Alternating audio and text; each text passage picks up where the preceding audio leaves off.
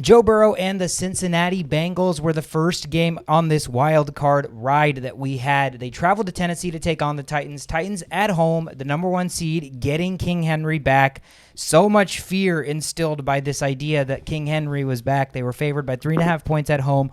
Over-under sitting at 47.5. And Joe Burrow, as he's always done throughout his entire career in college, wherever he's been, he said, hell nah. Look at me, bro. I am the real deal. I am the next big thing. The Bengals come into Tennessee and win this game 19-16. Defensive battle. Cover the 3.5-point dog spread. Under 47.5 hits. The Bengals are now going to be traveling to Kansas City to play in the AFC Championship game. A franchise that maybe even as little as 3-4 years ago, we all would laugh because they were just decades and decades of mediocrity and shit. And what's funny is they weren't bad. Andy Dalton was getting them to the playoffs every year, but good thing this franchise realized that was not good enough. They passed on a very valiant quarterback that, is top 15 in the league to get the playoffs every year, but lose everywhere. Took a chance on a franchise quarterback, and this is the kind of shit that happens. So Cincinnati, holy shit, statement game. I'm happy for the city. What did you guys think? Yeah, Joe Cool. I'll call him that, and I'll tell you why I called him that later on. But he had his work cut out for him in terms of what the Tennessee Titans were doing on defense. I mean, 9 sacks.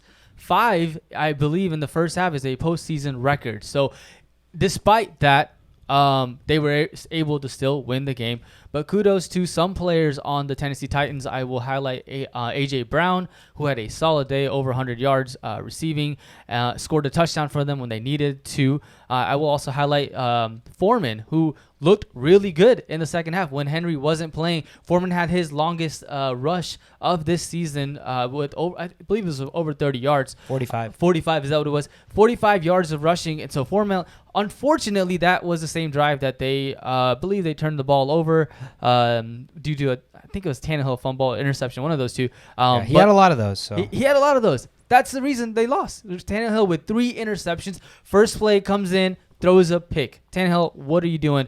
Vrabel's going to say, it's a whole team effort. It's not just one guy, but Tannehill, you definitely did not help their chances. And, Bengals come out with, I believe, less than 2 minutes in the fourth quarter.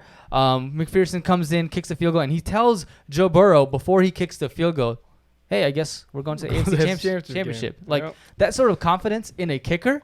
I wonder where that started from. I mean, credit to McPherson. It probably is his own thing, but it starts with an entire culture shift that starts with literally Joe Burrow. It starts with Joe Burrow. Yeah. What's funny is I used to watch McPherson highlights a couple of years ago. I used to watch his. Remember when the bottle cap thing was a thing? When people used to do the kicks and they would put a bottle there, slightly loosen cap, and they would do a roundhouse kick, and then they would open the back. McPherson was in that whole thing. He used to do a field goal. So what he did was he placed the ball where the second round of fans sit in a stadium with a Gatorade bottle, with slightly open bottle.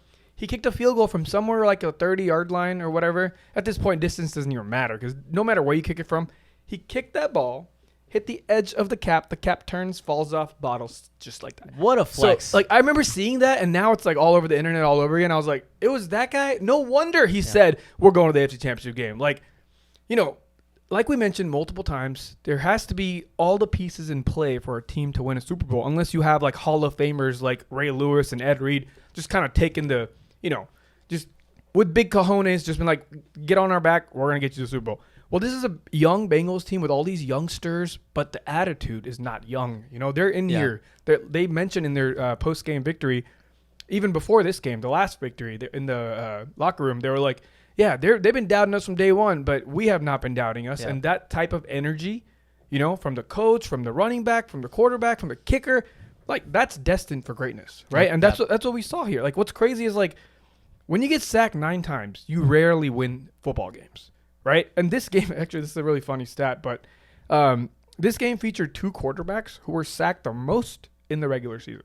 Joe Burrow was sacked 51 times. Tannehill was sacked 47 times. So, just for both of them to make it this far with all the things they've had to endure. With that shitty offensive line, clearly, with all those sacks, right? That's what we would naturally point to. Right. Leading the league in sacks, their offensive line's probably bad. But here's Joe Burrow and the Bengals in the AFC Championship. Yeah, this is an outlier for sure. In theory, you have to have a good offensive line. You're not going nowhere with a bad offensive line. So, they're just doing something special here, and I think that needs to be recognized. Yeah, keeping this cool, right? So it was 20 seconds left. That's when the Bengals got the interception. 20 seconds left. You don't think that they're going to get a chance to kick a field goal. Gives it to Jamar Chase. Of course it's Jamar Chase, who had over 100 yards. I mean, that guy is so fun to watch. He can evade people like it's nobody's business. Like him and Tyreek Hill, like on that same level of evading the defenders. And